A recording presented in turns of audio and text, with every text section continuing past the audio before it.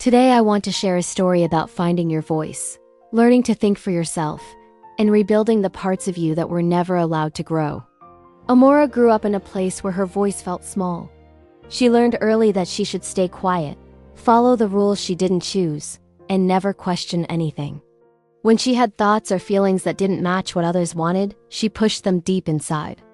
She told herself these thoughts were wrong. She told herself that she didn't know better. She told herself that if she stayed silent, she would stay safe.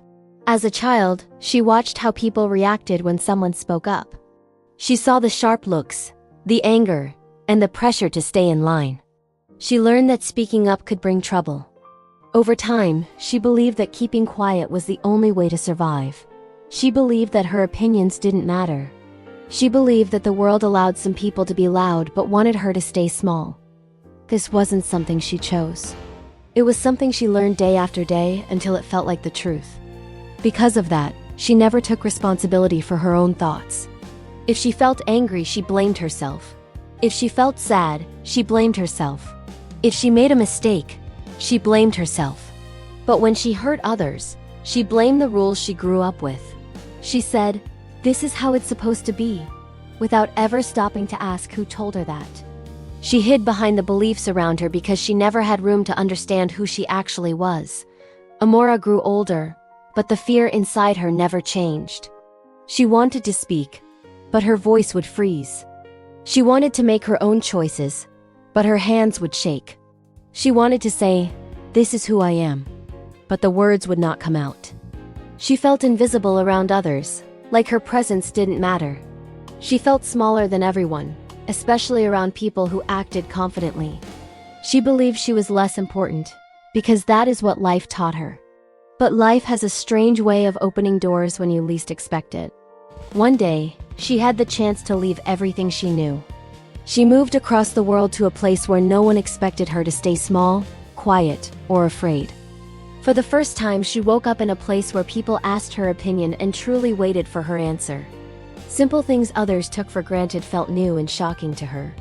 Someone asked, "What do you think?" And she froze.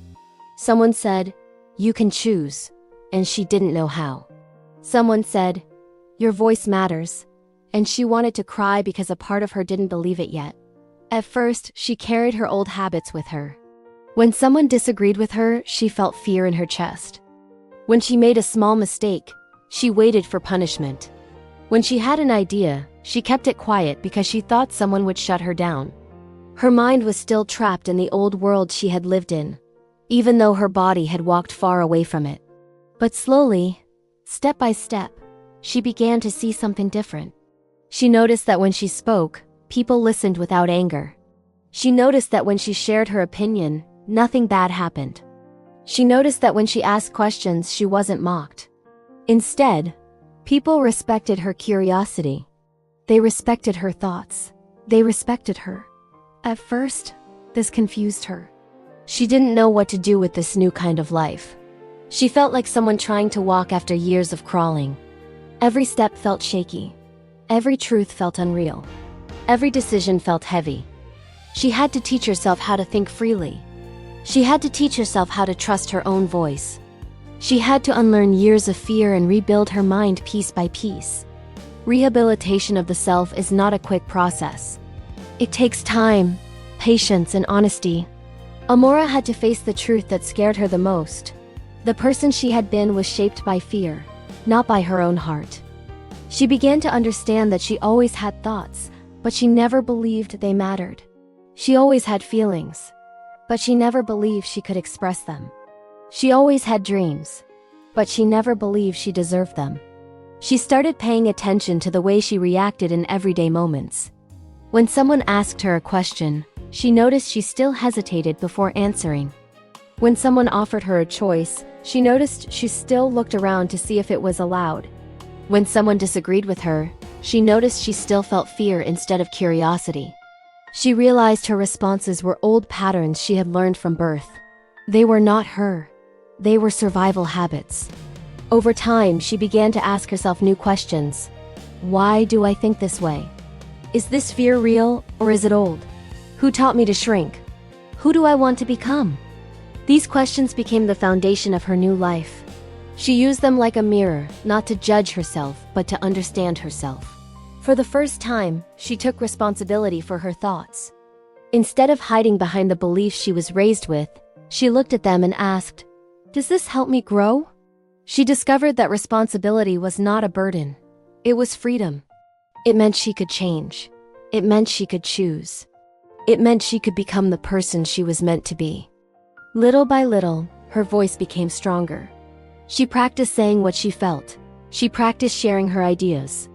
She practiced standing up for herself in kind, calm ways. She practiced building boundaries, even when her heart raced. Each time she did it, she learned something new about herself. She learned that she was not invisible. She learned that her thoughts mattered. She learned that she had strength she never knew she had. She learned that she was important, not more or less than anyone else, but equal. As the years passed, she felt herself change from the inside out. She no longer carried the constant fear of retaliation. She no longer believed she needed to stay small. She no longer hid behind the beliefs she once used as a shield. She stood taller, spoke clearer, and made choices that matched her true voice. She was no longer controlled by her past. She was creating her future. And in her journey, she learned a powerful truth. Healing is not about forgetting where you came from. Healing is understanding how it shaped you and choosing who you want to be now. Healing is not a straight line. It's a slow, patient rebuilding of trust with yourself. Healing is choosing courage every day, even when fear whispers in your ear.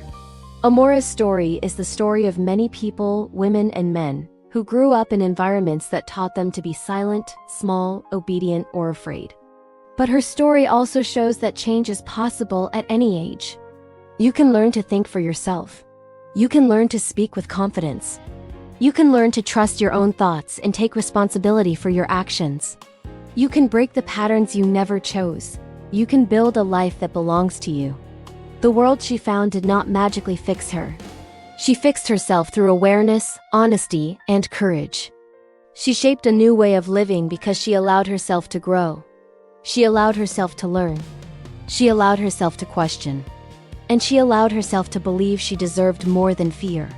And that is how Amora became her true self. Not the version the world forced her to be, but the version she chose to become. Always remember, your voice matters, your choices matter, and your life belongs to you. When you learn to understand yourself, you learn to set yourself free. I hope this story stays with you. You're not alone.